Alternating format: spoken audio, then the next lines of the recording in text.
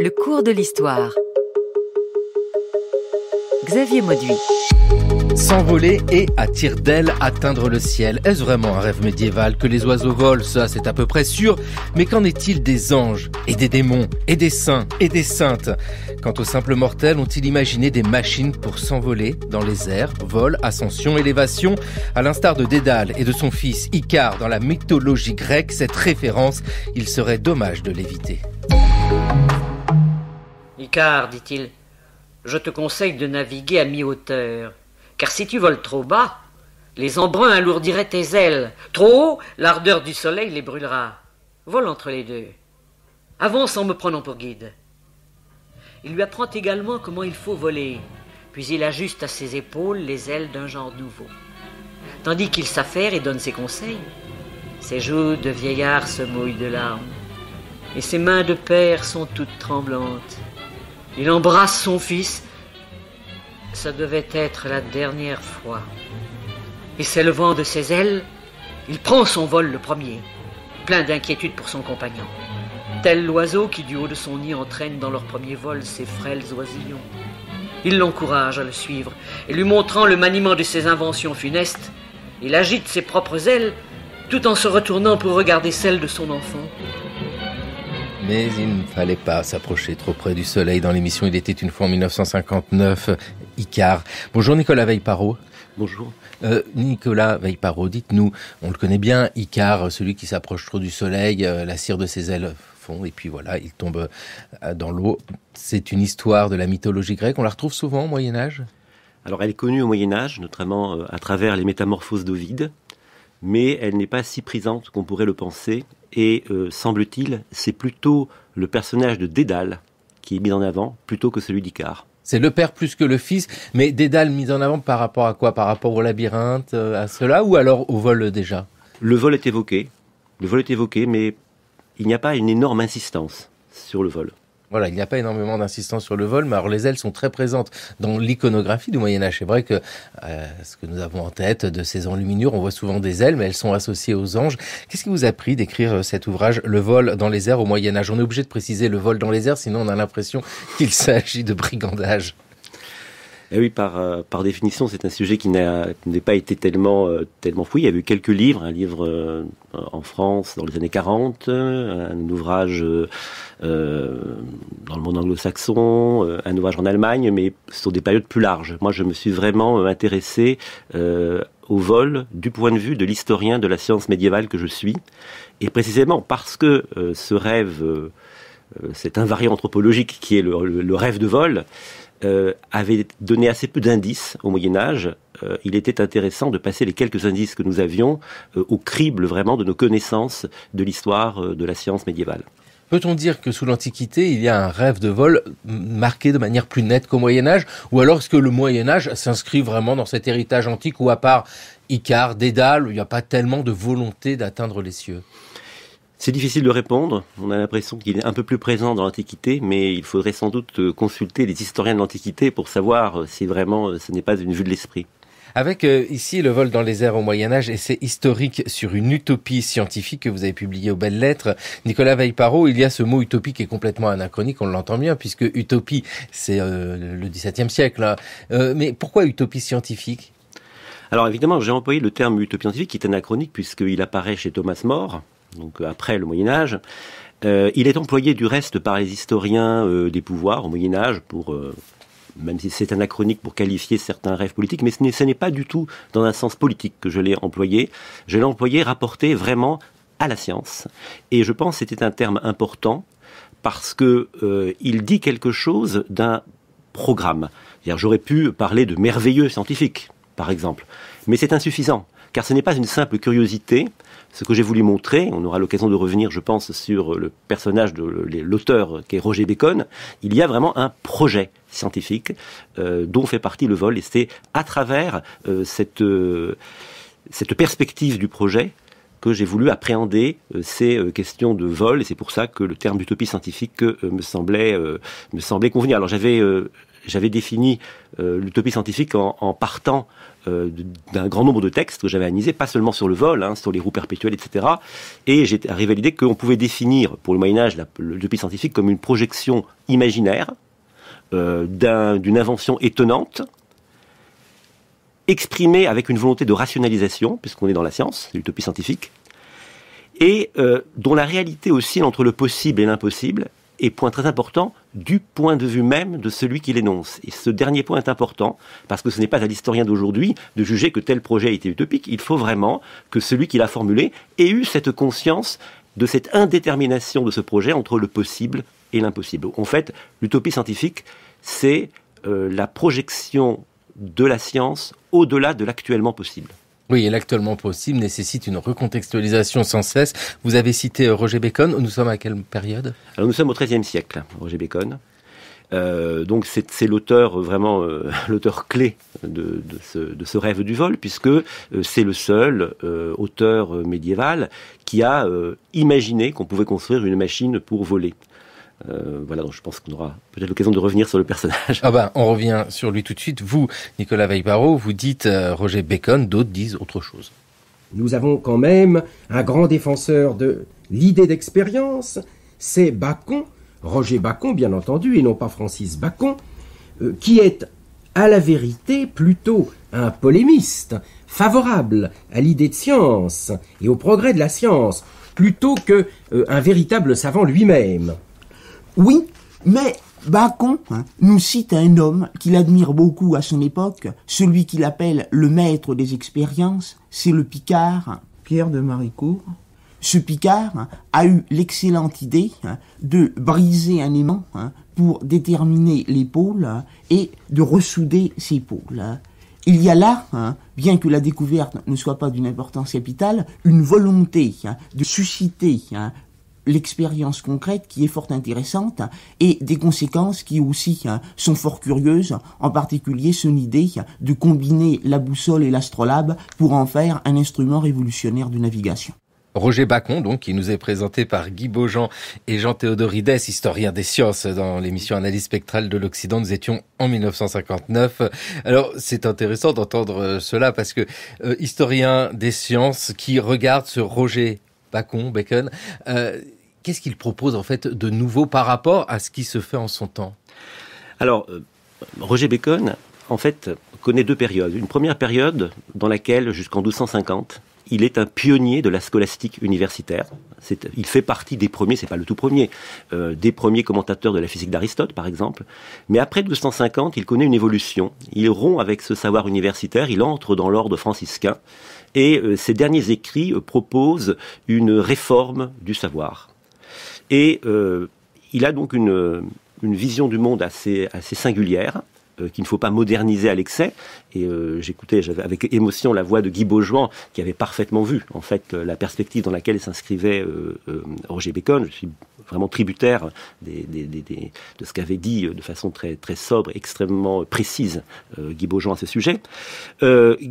Roger Bacon, en fait, est préoccupé par l'eschatologie, donc la fin du monde, qu'il juge proche.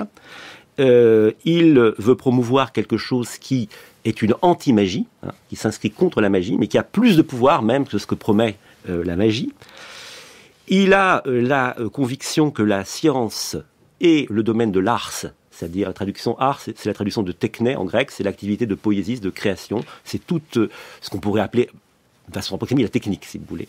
Donc l'idée, c'est que le domaine de l'art et de la science, c'est un domaine de secret que l'homme a vocation à élucider. Donc une conception progressive de la science, fondée, et c'est très important chez lui pour comprendre pourquoi on trouve l'idée d'une machine à voler, que l'ars, la technique, peut dépasser la nature. Et là, c'est l'un des très rares auteurs, peut-être le seul, au Moyen-Âge, à dire que l'art peut dépasser la nature. Normalement, l'activité artificielle ne peut que produire des imitations imparfaites de la nature.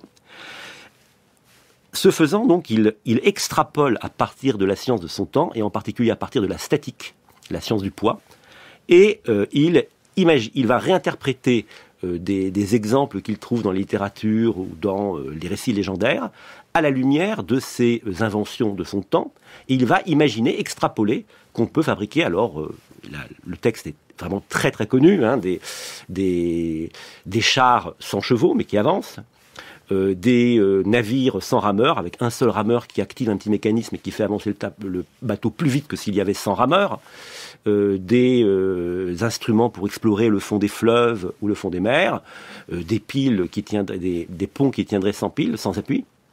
Et il y a cette machine à voler. Alors, ce qui est intéressant, c'est que là, il ne faut pas moderniser excessivement Bacon. Bacon a le regard tourné vers le passé. Ce sont des inventions, selon lui, qui ont déjà été faites dans le passé ou ailleurs, mais dont on ne sait plus, dont on a perdu en quelque sorte le secret. Toutes ces inventions, sauf une, la machine à voler. Ah oui. Celle-là, non, on l'a pas encore, quoi. On ne l'a pas encore. Alors, il fait une remarque un peu curieuse. Il dit « Je connais un homme qui y a pensé et qui y travaille ». Alors, l'historien Robert Halleux a fait l'hypothèse qu'il pouvait s'agir de Pierre de Maricourt, ce même auteur que citait tout à l'heure Guy Beaujouan, c'est-à-dire cet ingénieur militaire, le terme est anachronique, qui avait fait des expérimentations réelles avec l'aimant et qui lui aussi avait proposé des utopies scientifiques puisqu'il imaginait une roue perpétuelle mue grâce à un aimant ou une sphère magnétisée qui se mouvrait selon le mouvement de la sphère céleste. Et j'ai pris au sérieux l'idée de Robert Halleux, qui était une hypothèse. Je suis allé regarder le traité sur l'aimant et j'ai vu un petit passage intéressant dans lequel Pierre de Maricourt imagine une sphère métallique en fer qui, grâce à un système d'aimant, serait maintenue dans les airs. Il me dit, ça pourrait être l'indice. Évidemment, ça n'a rien à voir avec la machine de Roger Bacon, puisque Roger Bacon, en fait, imagine un homme installé, assis dans une sorte de nacelle, qui actionne avec ses mains un petit mécanisme. Ce petit mécanisme a un effet démultiplicateur qui actionne 2 ailes et qui fait voler l'ensemble du dispositif. Nous sommes toujours en comparaison avec l'animal, avec l'oiseau. Nous sommes toujours en comparaison avec l'oiseau, et du reste, les exemples, on trouve des exemples de logique au Moyen-Âge. Si l'homme vole, alors il a des ailes.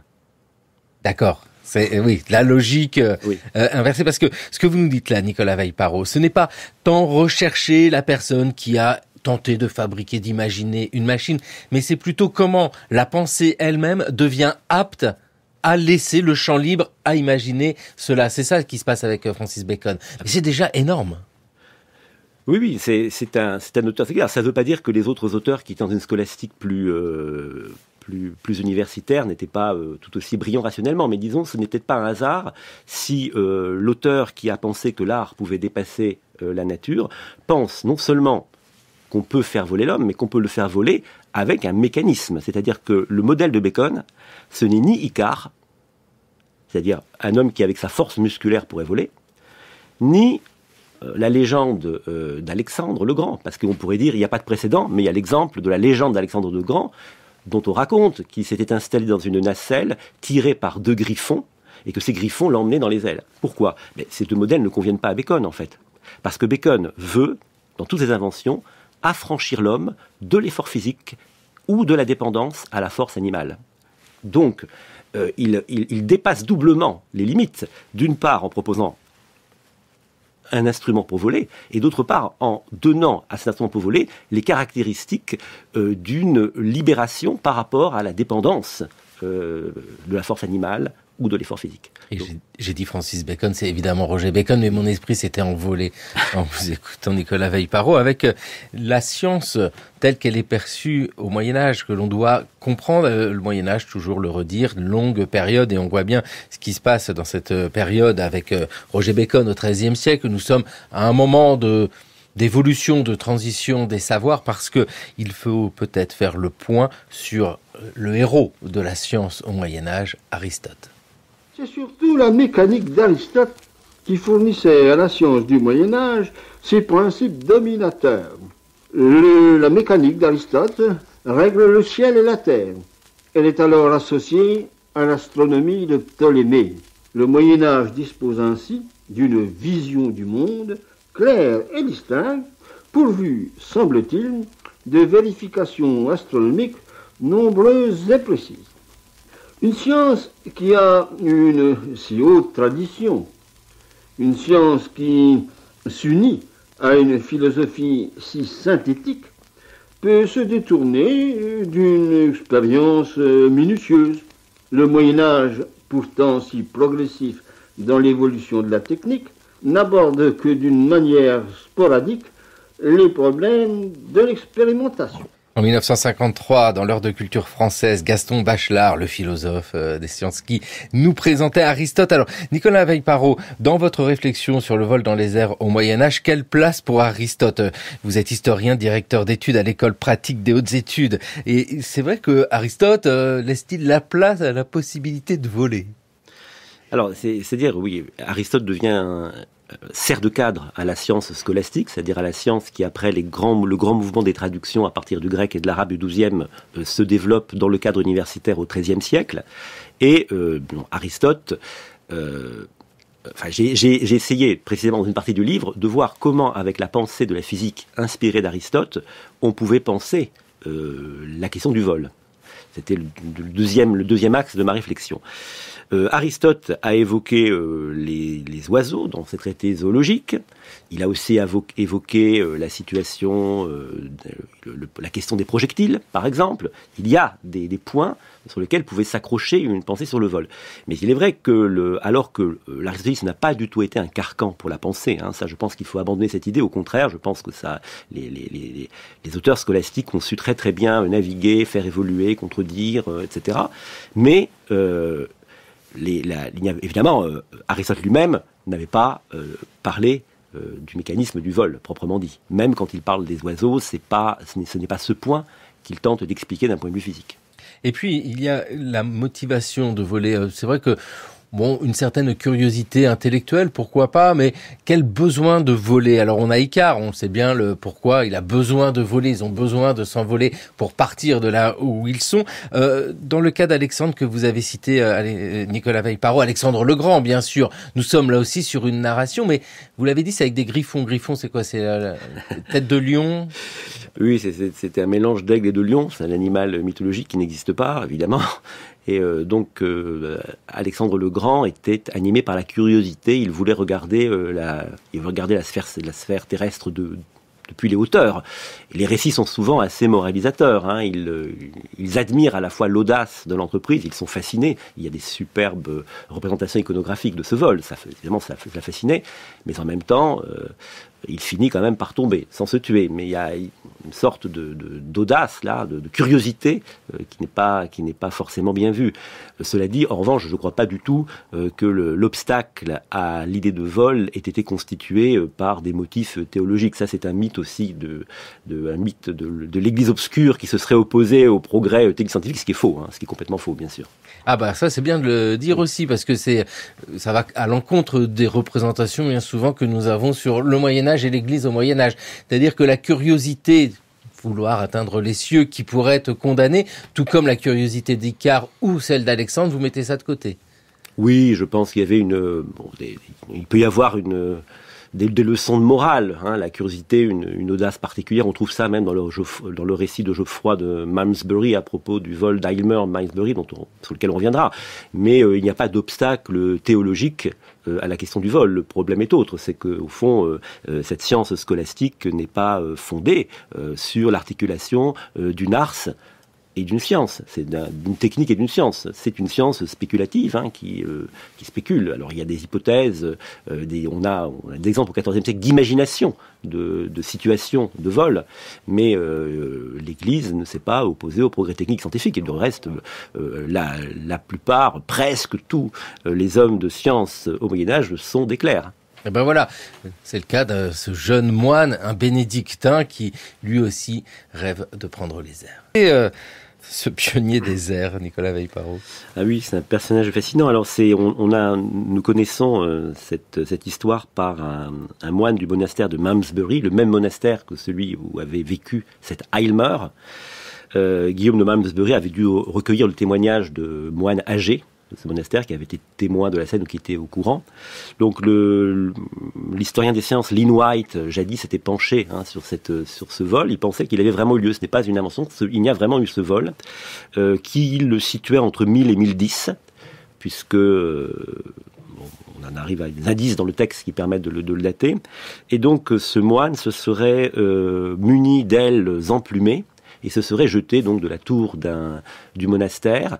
Et sans doute son idée, c'est ce qu'explique Lynn White, était de battre les ailes, parce que c'est un des problèmes récurrents, c'est ce modèle des ailes battues, et qui évidemment est impossible pour l'homme. Mais en fait, il a dû planer quelques 183 mètres peut-être, avant évidemment que l'histoire se finisse mal, mais il a survécu, il avait les jambes cassées, les jambes brisées, simplement. Voilà, donc une distance d'un furlon, avec quand même une conclusion à tirer de cette expérience par l'auteur lui-même, il manquait une queue. Oui, il manquait une queue. C'est très curieux parce on dispose d'un récit dans le monde arabo-musulman de 9e siècle où Ibn Firnas, à Cordoue, s'était aussi jeté dans les airs et lui aussi attribuait son échec à l'absence de la queue. Mais cela dit, il n'y a pas de lien entre les deux récits parce qu'on ne voit pas d'abord comment il aurait pu être au courant. Puis, s'il avait été au courant, il se serait muni d'une queue, justement. Donc, ce sont deux anecdotes assez similaires, mais à mon avis indépendantes l'une de l'autre. Nicolas Veille-Parot, on sent vraiment que nous sommes, et vous venez d'utiliser ce mot d'anecdote, dans les marges. Mais c'est toujours très intéressant d'étudier les marges. Mais ce n'est pas du tout quelque chose de constant, l'idée de voler. Ce n'est pas ce rêve fou des hommes que l'on a longtemps présenté. Il ne faudrait pas chercher des pionniers au Moyen-Âge pour essayer de comprendre l'aviation du XXe siècle. Non, et de façon générale, il faut éviter ce que l'historien des sciences Edouard Grant appelle le précursoritisme, vouloir à tout prix rechercher des précurseurs. Il faut étudier, enfin moi je suis convaincu du progrès de la science, mais je suis pas du tout relativiste, mais lorsque j'étudie la science médiévale, j'essaie de la comprendre avec les concepts de son temps, c'est-à-dire de me mettre dans l'esprit de ceux qui pensaient le vol à cette époque. Alors le modèle des oiseaux mettait en fait les hommes de ce temps sur le modèle du vol battu. Daniel Parrocchia, qui avait écrit un beau livre sur l'homme volant, montrait que c'était en fait une catastrophe parce que c'est impossible. Donc il faut attendre en fait le début du 19e pour imaginer un dispositif où il y a un système de poussée qui est séparé du problème de la portance, c'est-à-dire du fait que l'oiseau vole. En fait, les oiseaux battent les ailes, surtout pour la pousser. La portance est assurée par l'air qui passe sous ses ailes, ou au-dessus de ses ailes. Donc, vouloir prendre comme modèle le vol battu est voué à l'échec, en réalité. Alors, il faut prendre un autre modèle. Et pourquoi pas les navires sur l'eau ? Voilà, le deuxième modèle, c'est celui de l'aérostat, puisqu'effectivement, historiquement, le premier vol humain a eu lieu dans une montgolfière, à la fin du XVIIIe siècle. De ce point de vue, les historiens avaient été intrigués par un passage d'un spécialiste de la physique du XIVe siècle, qui s'appelle Albert de Saxe, et qui fait ce qui se faisait beaucoup, des hypothèses sur l'imagination, c'est-à-dire il imagine des situations pour voir après comprendre ce qui se passerait dans une physique. Donc il imagine un bateau qui serait rempli de feu.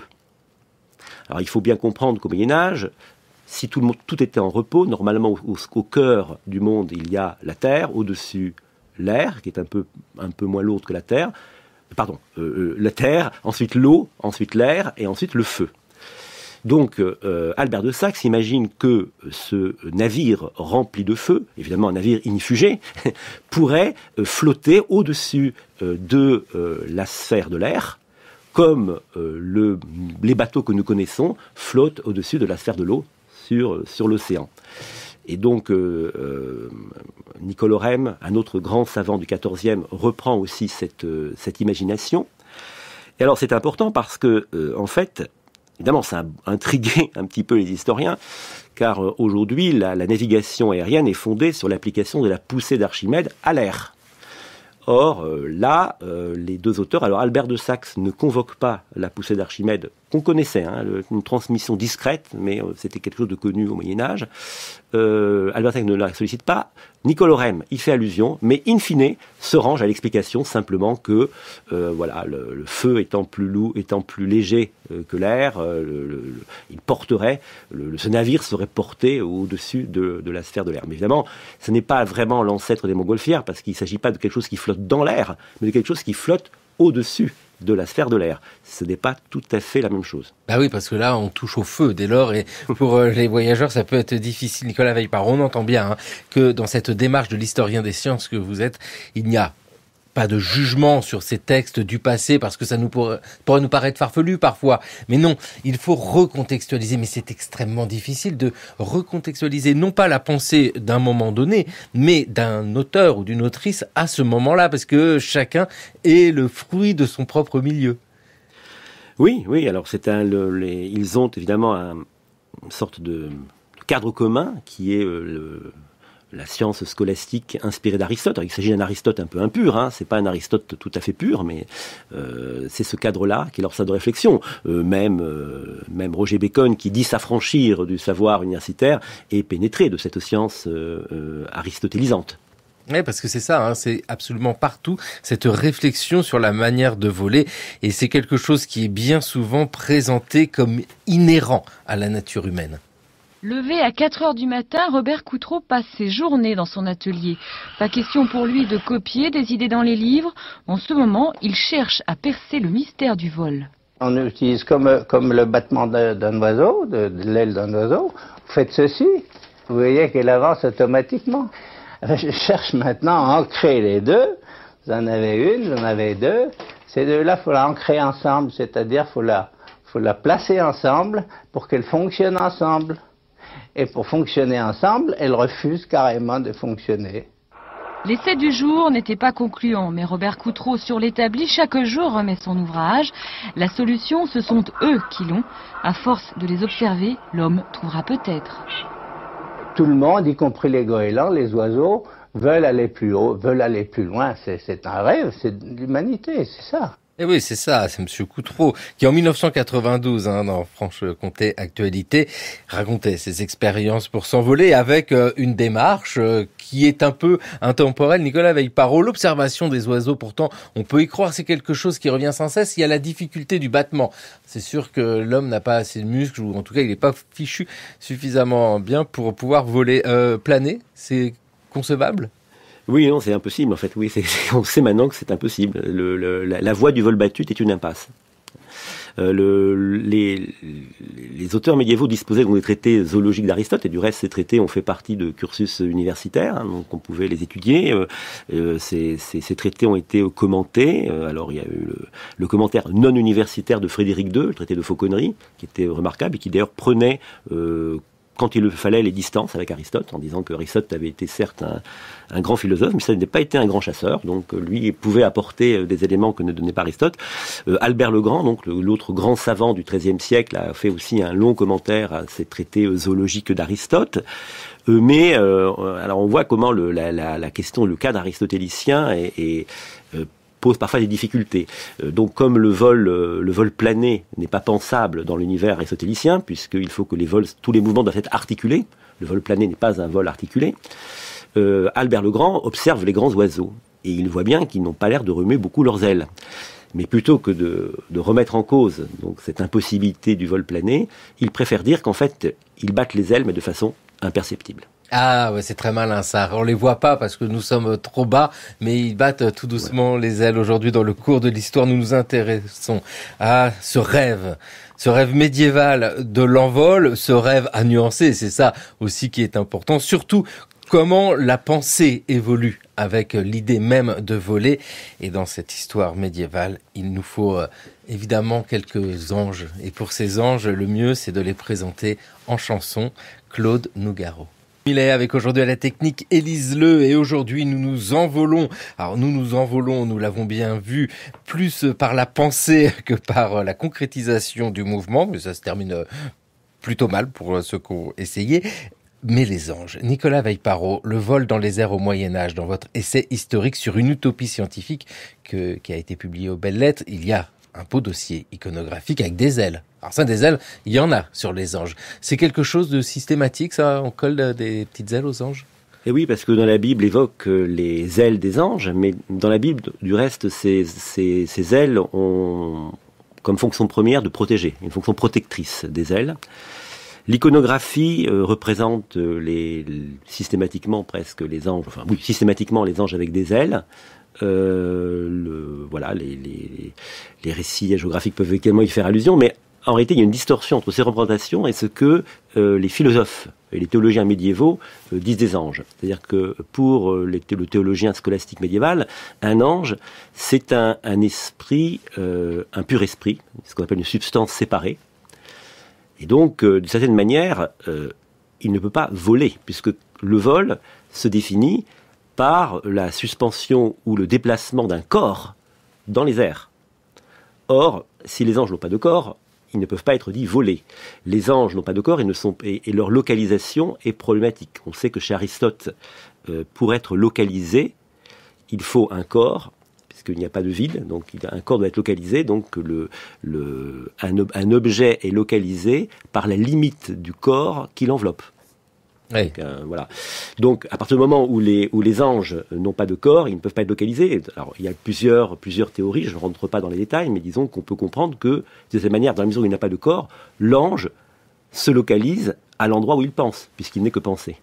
Et on revient toujours à la pensée. Oui. En revanche, il a la possibilité de déplacer les corps. Il peut prendre les corps et les déplacer. Donc, on peut dire qu'il peut faire voler les corps, et s'il les fait voler, l'ange est donc l'agent non volant du corps volant. D'accord. Ça, c'est les Vides-Saints qui nous donnent tant d'informations. Oui, alors il y a les Vides-Saints, en particulier, on peut citer l'histoire de sainte Hildegonde, qui était une sainte du XIIe siècle, qui nous rapportait par Césaire d'Esterbach, et qui avait été, après une sombre histoire, s'était retrouvé pendu à une corde, et un ange l'a soutenu pour que le nœud de la corde ne se resserre pas autour de son cou. Ensuite, des bergers sont venus détacher la corde, et le corps, au lieu de tomber d'un seul coup, s'est mis à descendre tout doucement. Donc les bergers étaient affolés, sont partis en courant, et pour finir, l'ange est apparu, il lui a demandé où elle voulait aller, et l'a transportée à l'endroit où elle voulait. Comme ça, c'est un ange très élégant. Il sait se comporter avec les dames. Voilà. Il l'a ramené à la maison. Non, mais c'est vrai, on laisse pas les gens rentrer seuls. Avec ici cette histoire d'ange qui nous conduit à la réflexion, non pas d'un théologien, quoique, Michael Lonsdal. Les anges, je les entends comme des êtres célestes, ce qu'ils sont, difficilement descriptibles. On nous en parle dans beaucoup de textes, mais une description très précise d'un ange, on peut dire par exemple que ce sont des êtres intermédiaires entre Dieu et le monde, mentionnés sous des formes diverses dans les textes akkadiens, ougaritiques, bibliques et autres. Ils seraient ou des êtres purement spirituels ou des esprits doués d'un corps éthéré, aérien, mais ils ne pourraient revêtir des hommes que les apparences. Ils rempliraient pour Dieu les fonctions de ministres, messagers, gardiens, conducteurs des astres, exécuteurs des lois, protecteurs des élus, etc., et seraient organisés en hiérarchie de 7 ordres, de 9 chœurs et de 3 triades. Et ben voilà, c'est Michael Lonsdal dans l'émission Comment l'entendez-vous sur France Musique en 1989. Nicolas Veille-Parot, vous nous l'avez bien dit, l'Église n'est pas un frein à la réflexion scientifique, en tout cas telle qu'on l'a longtemps présentée, mais cependant la réflexion religieuse ne peut pas se séparer de la réflexion scientifique et inversement, c'est-à-dire les anges font complètement partie de cette réflexion scientifique.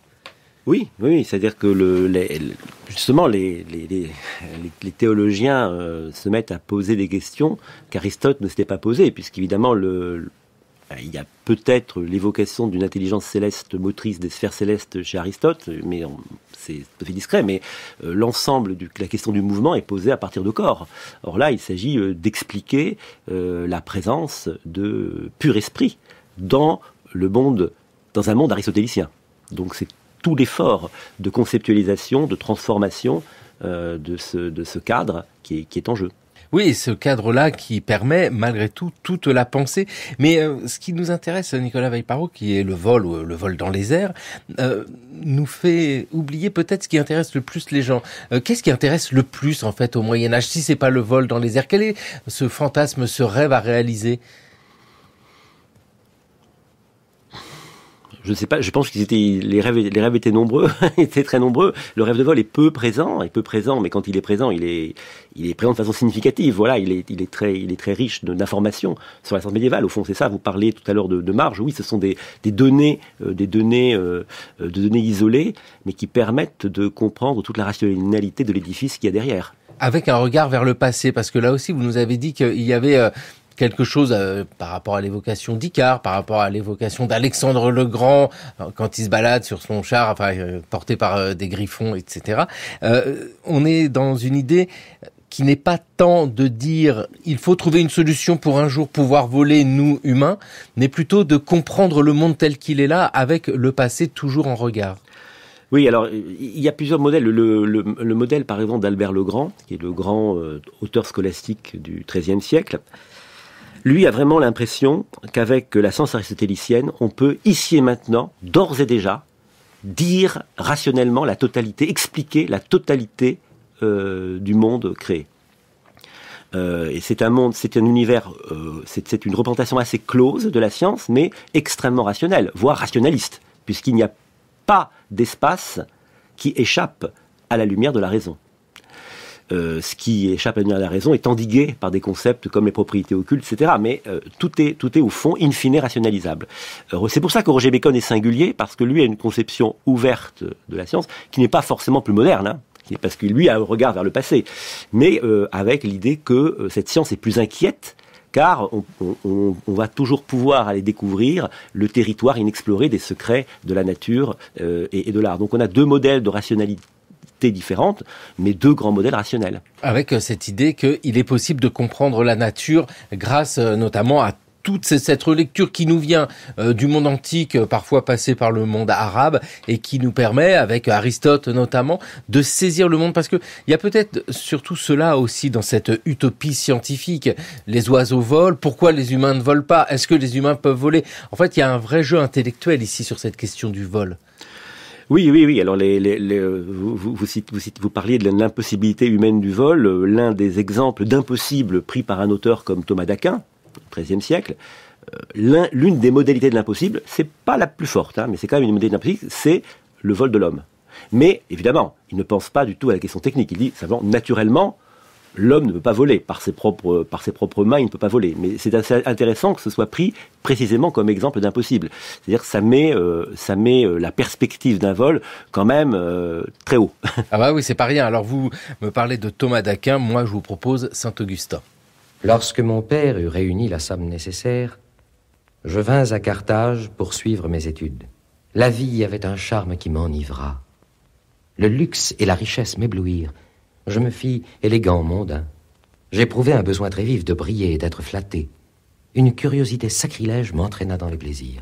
J'exaltais les corps et la beauté. Je voulus éprouver les sensations les plus raffinées. Les spectacles du théâtre me ravissaient. J'osais, jusqu'à l'intérieur des églises, convoiter ce que d'autres ne manquaient pas de blâmer et me délecter d'une aussi scandaleuse audace. Je devins esclave de mon propre démon. Il me poursuivait et me harcelait sans répit. Je ne veux rien que tu ne veuilles. Souviens-toi que je t'appartiens et qu'en me blâmant, tu te blâmes toi-même. Laisse-moi en paix. Tu m'appelles et je viens. Tu abuses de moi, tu devances mes faiblesses. J'exécute tes ordres. Tu mens, tu flattes ma chair pour mieux abuser de mon péché. Tu n'en as aucun regret. Tes scrupules ne sont qu'un masque. Tu ne peux être où je ne sois déjà. Mon Dieu, détournez-moi de moi-même. Qu'attends-tu de Dieu? Non, Augustin. Tu ne peux m'échapper. Augustin ou l'exigence de Dieu de Jacques Michaud, musique de Pierre Maillard-Verger, c'est Jean Negroni qui est Augustin, futur Saint Augustin. C'est un enregistrement de 1963 avec ici Augustin, 4e siècle, en Algérie quand il raconte, l'Algérie actuelle quand il raconte sa jeunesse, et l'évocation des démons. Nicolas Veille-Parot, dans l'inventaire que nous faisons de ce qui vole au Moyen-Âge, nous avons évoqué les anges, il faut évoquer les démons, mais on l'entend bien ici, en fait, le démon n'est pas incarné, c'est un esprit. Mais le démon est un ange déchu, donc il a exactement les mêmes caractéristiques, la même nature spirituelle. Alors il y a eu quelques débats autour du corps des démons, mais enfin, les théologiens ont plutôt tranché avec l'idée que ce sont des corps qui n'ont pas de corps, ce sont des créatures spirituelles. Alors évidemment, elles ont été, alors que que les anges ont accès au monde céleste, au monde au-dessus de la Lune, où s'épanche la grâce et où les seuls mouvements sont le mouvement parfait du cercle des sphères célestes, les démons, eux, ont été précipités dans le monde de la génération et de la corruption, le monde d'ici-bas, en particulier dans l'air. Et bien les mêmes caractéristiques, ils ont la possibilité de mouvoir les corps, de la même façon, et même si eux-mêmes n'ont pas de corps, ils peuvent parfois assumer des corps. Dans le cas de possession, ils peuvent prendre, mais ils ont la même capacité à mouvoir des corps, ce qui aura des conséquences lors du fantasme de la chasse aux sorcières. Les sorcières ici doivent apparaître dans cette histoire-là parce que nous avons cette représentation de la sorcière sur son balai, mais représentation que l'on retrouve à la toute fin du Moyen-Âge, dans des marges de manuscrits enluminés. Est-ce que ça, c'est quelque chose qui se développe avec la sorcière, l'idée que quelqu'un d'humain, mais pas tout à fait humain, peut se déplacer? Alors c'est un grand débat en fait. La chasse aux sorcières, donc c'est un fantasme qui naît d'abord dans les tribunaux laïques, après dans les tribunaux ecclésiastiques, faut le rappeler, dans les années 1430 dans l'arc alpin. Donc ça a été bien étudié, en particulier par les travaux remarquables de Martino Storero. Et c'est un phénomène qui va surtout se développer à l'époque moderne. L'idée que des sorcières se donnent rendez-vous dans des endroits pour faire des orgies épouvantables, les sabbats. Et il semblerait qu'on ait eu besoin du vol parce que comme on interrogeait des suspects qui vivaient dans des vallées très éloignées les unes des autres, on avait du mal à imaginer qu'ils puissent tous être au même moment à un sabbat. Donc le vol venait permettre à ceux qui torturaient ces pauvres suspects de postuler qu'ils étaient venus en volant. D'ailleurs, il semblerait que dans un premier temps, ils aient plutôt volé sur des animaux avant de passer au balai. Mais alors, évidemment, pour le Moyen-Âge, donc là, ce qui n'existait pas encore, ce que les anglo-saxons appellent la witchcraft, il existait la sorcerie, c'est la sorcellerie traditionnelle. Mais il y a quelque chose qui est très très connu, depuis le Xe siècle, un texte qui s'appelle le Canon Episcopi, qui est entré dans le droit canon au XIIe siècle, et qui parle de femmes qui s'imaginent la nuit aller chevaucher en compagnie de Diane et d'Hérodiade, donc quelque chose, une sorte de fantasme païen. Et disons qu'elles sont condamnées, mais en général, la position, c'est que ce sont des illusions. Le problème est de savoir, après, à un moment de la chasse aux sorcières, ces femmes vont revêtir de plus en plus un aspect de femmes sorcières, disons, et la réalité du vol va être envisagée par certains inquisiteurs, notamment. Parce qu'effectivement, du point de vue théologique, les démons, tout comme les anges, avaient la faculté de déplacer des corps. Et du reste, par exemple, depuis l'Antiquité, l'évangile apocryphe de Saint-Pierre raconte comment Simon le magicien fut promené dans les airs par les démons, par exemple. Oui, parce que dans la Bible même, il y a des évaluations. Mais alors, on est toujours pour ces personnes-là vraiment au top du top, parce que c'est la Vierge Marie, c'est Jésus. Non, mais cette lecture que l'on voit d'ailleurs représentée sur les tableaux, qu'on peut voir dans les églises, c'est quelque chose qui marque les esprits. Mais c'est ici très très particulier, c'est-à-dire que là, c'est la nature même de la personne qui lui permet de s'élever dans les airs. Oui, alors là, vous faites allusion aux quelques cas de lévitation de saints au Moyen-Âge. Alors, il se trouve que Thomas d'Aquin n'est pas seulement un des très grands esprits et très grands auteurs du Moyen-Âge, mais c'est aussi un saint. Et dans son dossier de canonisation, on rapporte un cas de lévitation à peu près 1 mètre au-dessus du sol, à 2 reprises. Et les auteurs donnent 2 explications. Soit son âme était tellement pure que plus rien ne la retenait, et donc elle pouvait comme ça emporter le corps. Soit d'ailleurs les deux ne sont pas contradictoires, c'est l'Esprit Saint qui faisait voler Thomas au-dessus du sol. Bon, alors nous avons trouvé Nicolas Veille-Parot avec Laurence Millet qui prépare cette émission, un saint qui lévite. Il est un peu plus tardif, il est du XVIIe siècle, mais il est très bien quand même. Comment il s'appelait déjà ce saint? Je me souviens pas du nom. Saint Joseph de Cupertino. Ah voilà.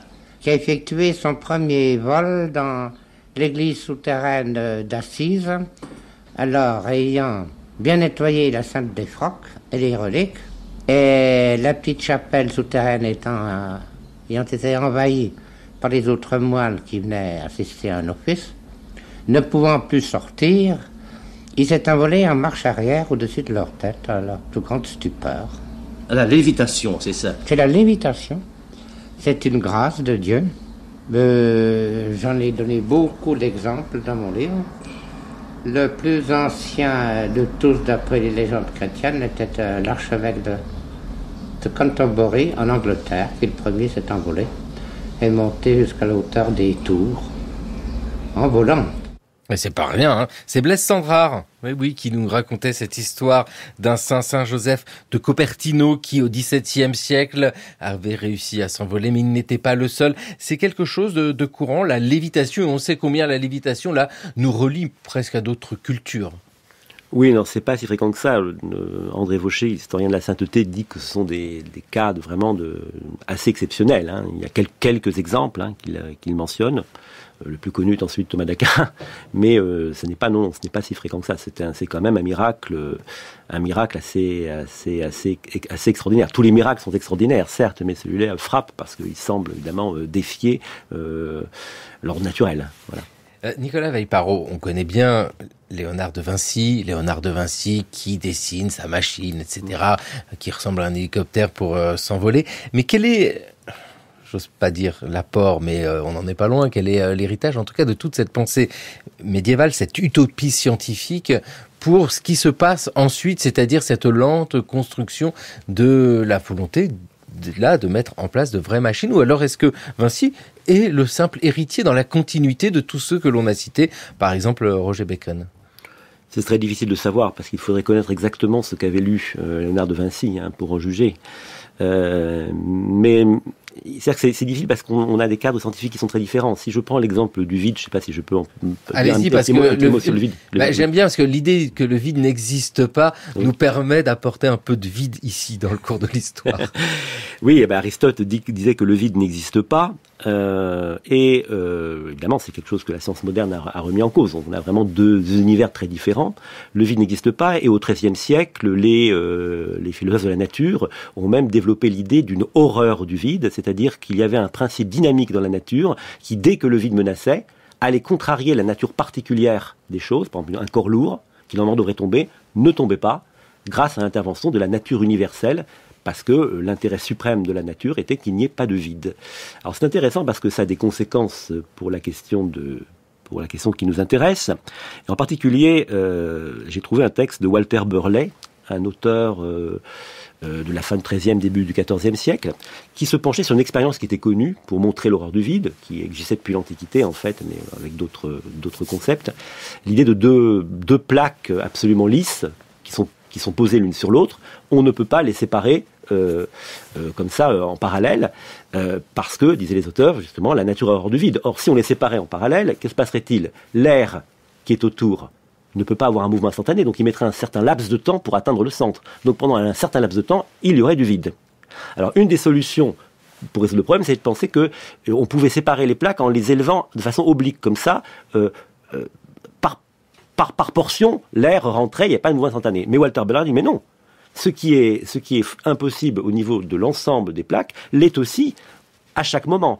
Donc, Walter Burley a cette idée, alors il part d'une idée qu'il trouve d'ailleurs dans le De Anima d'Aristote, c'est que, entre tout corps solide, il y a toujours un mince filet de fluide, que ce soit de l'eau ou de l'air. Et alors, il explique par exemple que même un gros rocher qui tomberait sur une pierre, eh bien, ce gros rocher, si lourd soit-il, en fait, parce qu'il n'y a pas de possibilité de mouvement instantané de l'air et parce qu'il y a l'horreur du vide, ne peut pas tomber sur le rocher. Et donc, il s'imagine des attaques et il dit, mais dans ce cas-là, on tombe dans une bouffonnerie. Le terme est employé, une bouffonnerie. Parce que ça veut dire que les animaux marcheraient non pas sur la terre, mais sur l'air.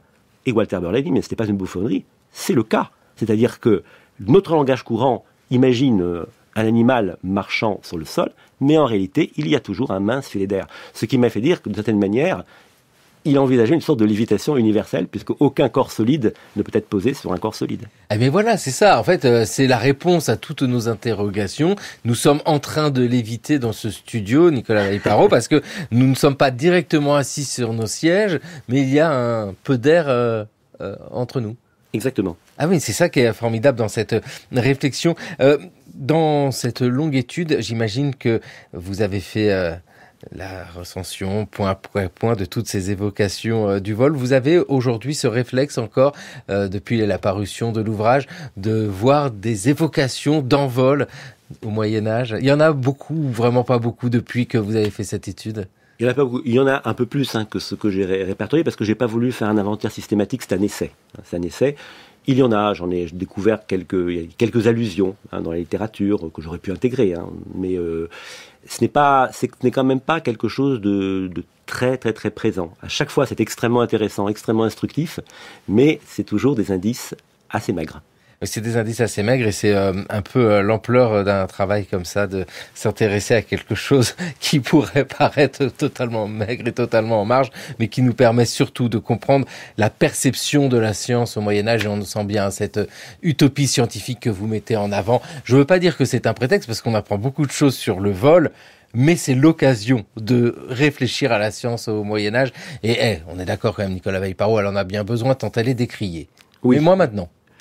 Oui, mais disons que le Moyen-Âge souffre d'une vision très négative, et donc par ricochet, et en premier lieu, la science. Voilà, en premier lieu la science. Merci vivement à vous de nous avoir présenté Le vol dans les airs au Moyen-Âge, cet essai historique sur une utopie scientifique. C'est un ouvrage publié aux Belles Lettres. Un bon envol, Nicolas Veille-Parot. Merci. Merci beaucoup. Il est temps pour nous de retrouver Gérard Noiriel. C'est le pourquoi du comment.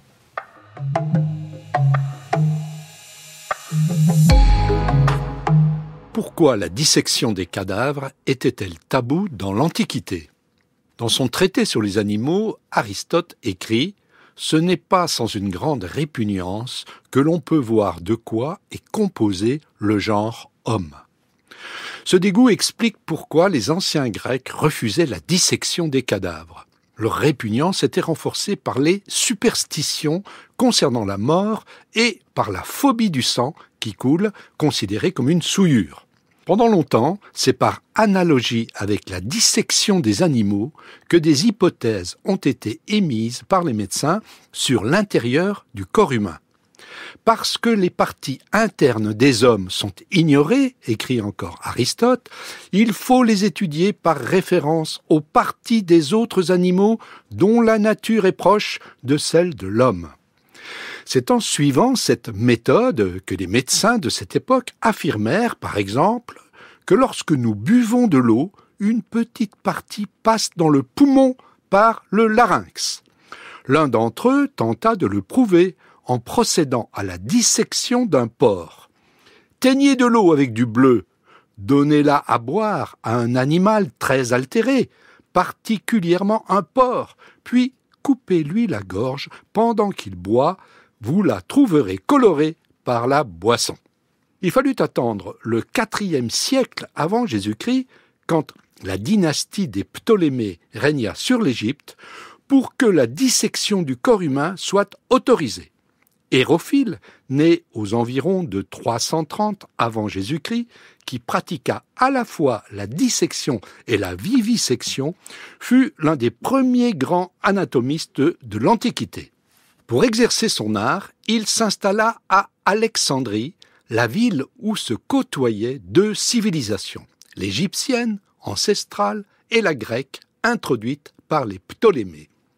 La pratique ancestrale de la momification explique sans doute que la répugnance à l'égard de la dissection était moins forte en Égypte qu'en Grèce, même si ces deux façons de traiter le corps humain étaient très différentes. Hérophile put ainsi entreprendre des investigations anatomiques qui le conduisirent à des conclusions parfois très surprenantes pour le lecteur d'aujourd'hui. Il constata par exemple que les femmes possédaient ce que nous nommons des ovaires et des trompes de Fallope. Mais comme toutes ces descriptions reposaient sur un modèle d'anatomie masculine, il décrivit les ovaires, qu'il appelait les didymes, comme des testicules et les trompes comme des conduits spermatiques de type masculin. Bien qu'Hérophile ait tenté de présenter ces pratiques chirurgicales comme des investigations scientifiques, elles suscitèrent des protestations. Tertullien, un polémiste chrétien qui combattit activement les dogmes païens au IIe siècle avant Jésus-Christ, dénonça Hérophile en le présentant comme un boucher. Le triomphe du christianisme provoqua un nouveau long discrédit de la dissection du corps humain. Il fallut attendre près de 1000 ans pour qu'elle soit à nouveau admise. Parmi les médecins qui jouèrent un rôle essentiel dans ce processus, on peut citer Mondino de Luzzi. Son ouvrage sur l'anatomie de l'homme, publié en 1316, fut la principale référence dans ce domaine jusqu'au XVIe siècle. Mais c'est seulement en 1667-1668 que, grâce à Colbert, la dissection humaine fut inscrite au programme des travaux de l'Académie des sciences de Paris. Merci Gérard Noiriel pour cette chronique au scalpel. C'était le cours de l'histoire sur France Culture, une émission réalisée par Laurence Millet avec à la technique Élise Leu, émission préparée par Anne Toscan-Viudès, Jeanne Delecroix, Jeanne Copet, Mathieu Copal et Maïwen Guiziou. Merci à l'INA, l'Institut National de l'Audiovisuel pour les archives. Le cours de l'histoire est à écouter, à podcaster sur notre site franceculture.fr et notamment toute la série qui s'ouvre cette semaine avec Ciel, histoire d'envol, âme, ange, démon, mais également s'envoyer en l'air pour les ballons dirigeables, les as de l'aviation pour la Grande Guerre et Roissy, l'aéroport qui fête ses 50 ans.